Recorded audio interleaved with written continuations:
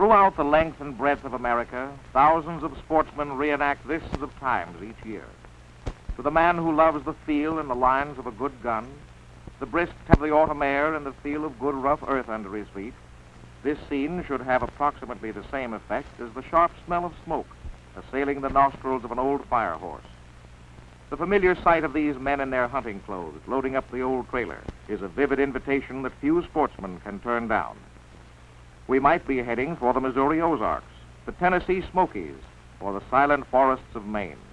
Or we might be headed north for the rugged beauty of neighboring Canada, as these men are. You might as well know these fellows by their first names on this trip. These two are Ernie and Frank, who rate only a perfunctory farewell. Old Parm, however, seems to know the lady better, and probably won't wash his face for days. Parm is more fully known as Claude Parmalee, and is responsible for most of the photography on this trip. Well, they're off. Quickly leaving the little town of Iron Mountain in upper Michigan, they soon are on the open road, rolling along merrily and eagerly drinking in the glories of nature's colorful autumn dress. Mile and mile of concrete ribbon unfolds beneath their flying wheels as they follow the compass northward. After passing the Canadian border, they pause to stretch their legs. Most of us take the 4,000 unfortified border for forgetting that it is an outstanding example of what mutual trust and friendship between nations can accomplish. Lake of the Woods is our next stop, and as we get underway, we salute the flag of our good neighbor. The last stage of the trip is by a motorboat across the Lake of the Woods, one of the most beautiful bodies of water in northern Canada. As they glide into the dock at Berry Lodge, Ernie, Frank, and Old Parm are greeted by Mr. and Mrs. Art Vick. One of the pleasant things about any hunting trip is the chance it gives to renew old friendships. The boys have used Berry Lodge as a base camp on previous expeditions, and they know the warm hospitality and comfort that awaits them. It's only a short walk from the dock to the lodge where another welcome awaits them from the younger member of the Vick family. Naturally, the conversation turns to hunting, but Mrs. Vick says, "Soup's on, and there'll be no more talk of hunting until after lunch." Then they hunt up Jack Cowley, the famed Cree Indian guide of Whitefish Bay, glad to see the boys. In addition to a substantial fee for his excellent services, he's highly pleased to get those tailor-mades with which these city-bred sportsmen are always liberally stocked. Jack knows these northern woods like a book and has a spot in mind for camp. Before long, the parade to the boat begins. It's amazing the amount of stuff you have to take along, but when you're going to be away from civilization for days, a lot of things are necessary for your safety and comfort.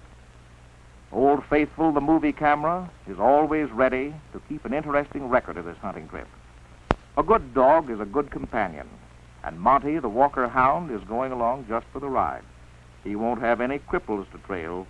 These fellows are using silver tips. The fellows load up just in case something strays near the camp.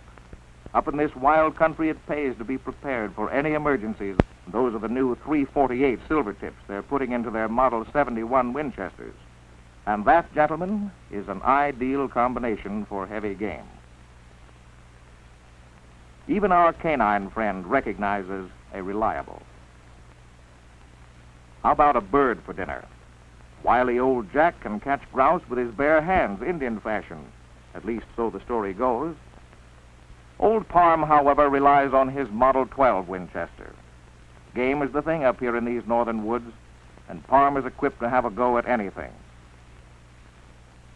He loads up and sets forth. Easy now, Parm, easy. Sure finger, no hasty, careless shooting. There you are, fire away.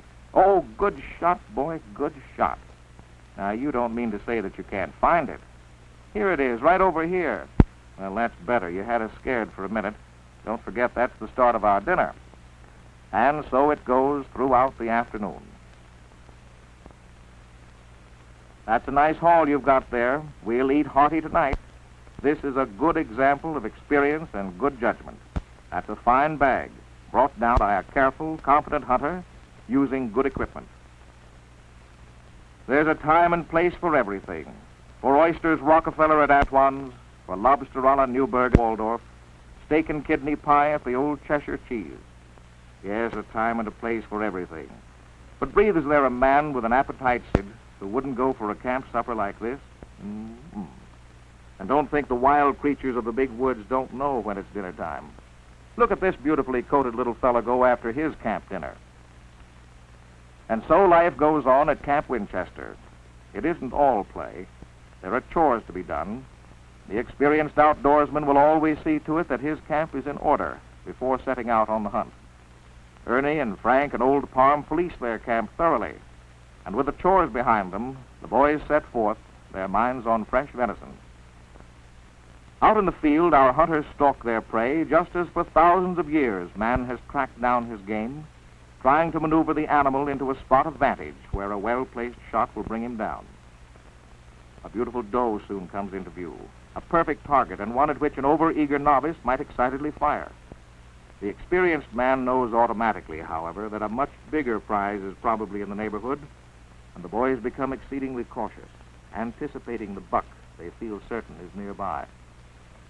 Suddenly they sight him, a magnificent fellow with rocking chair antlers. He's working through a clearing in the forest. To the old-timer, who has seated himself on a stump, this is a familiar situation. He knows the exact range to all parts of the clearing. As the buck enters, the old-timer raises his Winchester, sights quickly, and gently squeezes the trigger. Jack, the Indian guide, has a favorite expression, "Silvertip, she say socko," and socko she did on this splendid specimen. It's a clean kill. That fine head will make a wonderful trophy, and the camp bill of fare will now list venison. Here in Canada, Mother Nature is at her untamed best. The country is magnificently beautiful.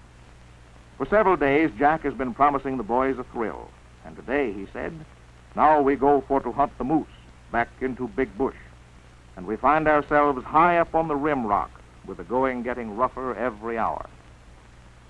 Time out for a rest. We can see that Jack is still working on those tailor-mades the boys brought along. Watch the match. He makes sure it's dead before he tosses it away. Off we go again, and soon are rewarded by the sight of a track. Jack, you and I can read a book, and he hastens on with Parm following in high expectation. Suddenly they sight a big bull at the water's edge. They creep forward silently. Up comes that Model 71 Winchester, and again the quick but confident squeeze of the trigger. Again, socko. A single shot drops the game, and wise old Jack the guide again pays tribute to the power and effectiveness of Silvertip, its great killing wallop, and its ability to do the job with one clean, well-aimed shot. Here is a kill to shake hands over. Here is another fine trophy, but the party is not over.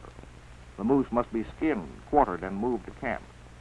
And Jack, always efficient, believes in a razor-sharp edge. It's an old story to him.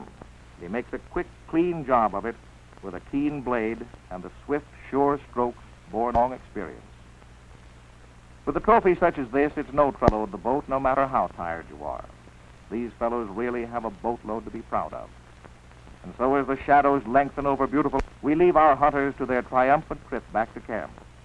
Leave them with a salute to Old Parm for the bead he draws, a salute to Jack and his nose game, and a salute to Silvertip for Silvertip, she say, socko.